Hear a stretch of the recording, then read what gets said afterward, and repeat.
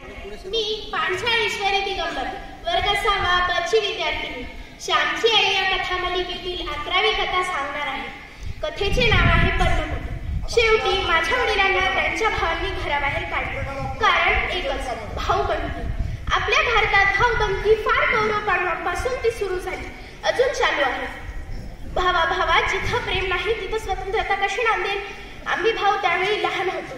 गावात माघी चतुर्थीचा गणपती उत्सव सुरू होता। प्रसिद्ध राष्ट्रीय कीर्तनकार गावी आले होते।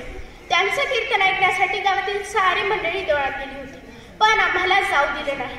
आम्ही निजलो। 9-10च्या सुमारास आम्हाला आईने उठवलं। आम्ही उठलो व घराबाहेर पडलो। माझ्या यशवंताच्या पाठचा भाऊ आईच्या कडीवर होता। वडील पुढे झाले व पाठोपाठ आले व मी मुकाट्यानं घराबाहेर पडलो। आईच्या माहेरी जात होतो, शिवाय आजी आजोबा मुलाकडं पुण्याला गेल्यानं घर रिकामच होतं। रात्री आम्ही लपत छपत आजोबांच्या घरी पोहोचलो। नशीब आमच्या देवळात कीर्तन असल्यानं सगळे गावकरी कीर्तनाला गेले होते। काही दिवसांनी आईची आई आजी परत आली। ती प्रेमळ पण हट्टी होती। आई तिच्याशी मिळत गेली। तिच्या मनात माहेरी राहणं फार खाई। तिला अपमान वाटला। एके दिवशी आजी आजोबा पुराणाला गेले होते, तेव्हा आई वडिलांना म्हणाली, माझ्याच्याने आता इथं राहावत नाही। जर मी जगावं असं वाटत असेल तर स्वतंत्र घर बांधा। तेव्हा वडील म्हणाले, अगं आपला भात आपणच खातो ना, फक्त इथं राहतो। त्यावर आई संतापून म्हणाली, तुम्हा पुरुषांना स्वाभिमानच नाही।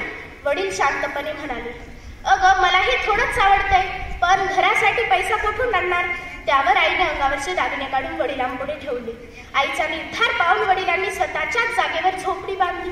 मातीच्या भिंतीवर गवताचं छप्पर। आम्ही अक्षय तृतीयेच्या मुहूर्तावर नव्या घरी राहण्यास गेलो। नव्या घरात प्रवेश करताना आईला आनंद आणि दुःख दोन्हीही होत होतं। स्वतःचं घर याचा आनंद, तर शेजारच्या बंगल्या शेजारी आपली झोपडी याचं दुःख। पण ती पुन्हा पुन्हा म्हणली, हे माझं घर आहे, मी मालकी नाही, मला इथून कोणीही उठ म्हणणार नाही। त्या दिवशी रात्री आम्ही अंगणात बसलो होतो, तेव्हा आई म्हणाली, श्याम आपण या लहान घरात राहून मनाने श्रीमंत होऊया। त्यावर मी म्हणालो, नक्कीच होऊ।